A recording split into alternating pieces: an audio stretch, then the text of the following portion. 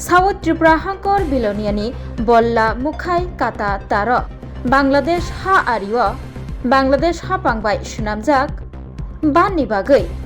किसा वातै वामाबायनो तै कोपलुं अंगै थांगो बिलोनिया बल्ला मुखा आमचायो अबाहायनो कक साइखनारखा गानागिनि तंनाय लोकर तिनि स्रांसलो फुंगो एलओपी तै ताबुनि पलिटिकल ब्यूरोनि आदं जितेंद्र चौधरी बांलादेश हापांबाय सुनामजाक बाननो थांगै बेराय नायखा तै आबै बाक्सा गानागिनि तंनाय लोकरकनि कक रगनो बाहायनो थांगै खोनायखाबो এখানে এসছি বল্লামুখা এখানে আমাদের সীমানার অপর পারে বাংলাদেশে সেখানে একটা যে বাঁধ নির্মাণ করা হয়েছে নতুন করে এতে এই পারের যে জলের যে স্বাভাবিক স্রোত এটা বন্ধ হয়ে গেছে বর্ষা এখনো শুরুই হয়নি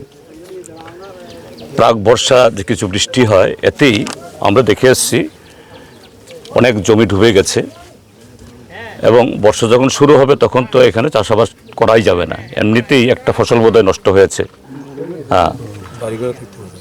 তো এগুলো নিয়ে আমাদের এখানকার মাননীয় বিধায়ক দীপঙ্কর সেন আমাদের রেশমুখের বিধায়ক এই অশোক মিত্র এবং এখানে যারা আমাদের অতীতে পঞ্চায়েত সমিতির সাথে যুক্ত ছিলেন আপনারাও সবাই মিলে শুধু আমাদের তরফ থেকে বলছি না আরও অন্যদের তরফ থেকেও এগুলো নিয়ে কতদিন আপনারা কথাবার্তা বলছেন এবং আমি খবরের কাগজে দেখেছি যে তৎকালীন জেলা শাসক এবং বর্তমান জেলা শাসকরাও এখানে একটু এসে কী ব্যবস্থা নেওয়া যে দেখেছেন কিন্তু আজকে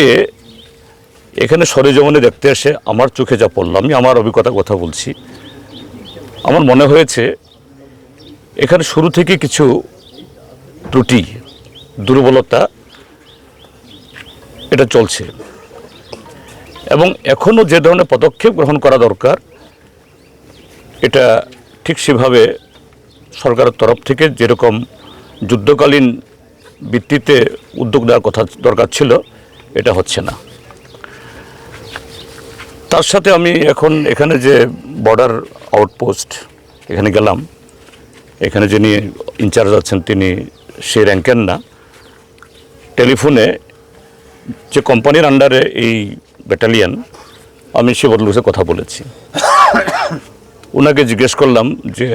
এরকম বাংলাদেশে বাদ হয়ে গেল 150 গজের ভেতরে এটা তো হওয়ার কথা ছিল না কেননা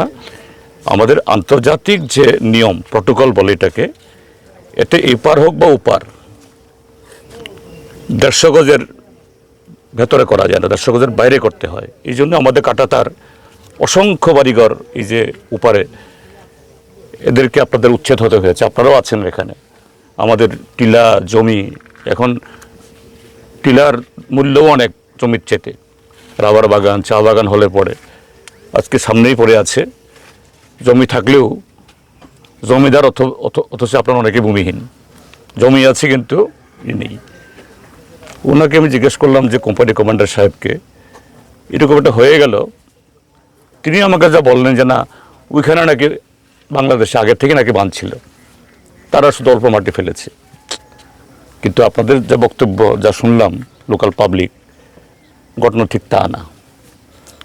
তো এটা খুব গুরুতর ব্যাপার আমি যা দেখছি যে আমাদের তরফ থেকে একটা ল্যাপসেস একটা অবহেলা একটা উদাসীনতা হয়েছে আন্তর্জাতিক বিষয় হলেও রাজ্য সরকারের তরফ থেকে রাজ্য প্রশাসনের তরফ থেকে এটা নিয়ে জোরদার করে এটা জাতীয় স্তরে এটা উচিত ছিল এখানে ফরওয়ার্ড করা হস্তক্ষেপ করা আমরা যখন কাঁটাতারের বেড়া নির্মাণ করেছি একটু 1 ইঞ্চি এদিক সেদিক হয়েছে বাংলাদেশের তরফ থেকে ওরা গুলি চালাতো মাসের পর মাস বছর পর বছর আমরা কাঁটাতারের বেড়া করতে পারিনি আমাদের পোষে আমরা করতে পারিনি আর এটা এইভাবে হয়ে গেল চোখের সামনে সত্যি একটা তাজ্জবের ব্যাপার যাই হোক আমি এটা নিয়ে রাজ্য সরকারের সাথে কথা বলবো এবং আজকেই ডিএম সাহেব যদি থাকেন যদিও তিনি শুরু হওয়ার সময় ছিলেন না এখন যিনি এসছেন ডিএম মাত্র কদিন আগে জয়েন করেছেন আমি তার সাথে কথা বলবো দেখা যাক কি হয় এবং সেই দিকে আপনাদেরকেও বলবো এই ব্যাপারে সোচ্চার হতে হবে, নতুবা আপনাদের দীর্ঘমেয়াদী ক্ষতি হবে। এইভাবে সামনে বর্ষাতে আপনাদের এই সামনে ফসল করতেই পারবেন না। কাজেই হ্যাঁ, তাই তো এটা আমি তবে প্রাথমিকভাবে যেটা বলছি, আমাদের তরফ থেকে একটা উদাসীনতা,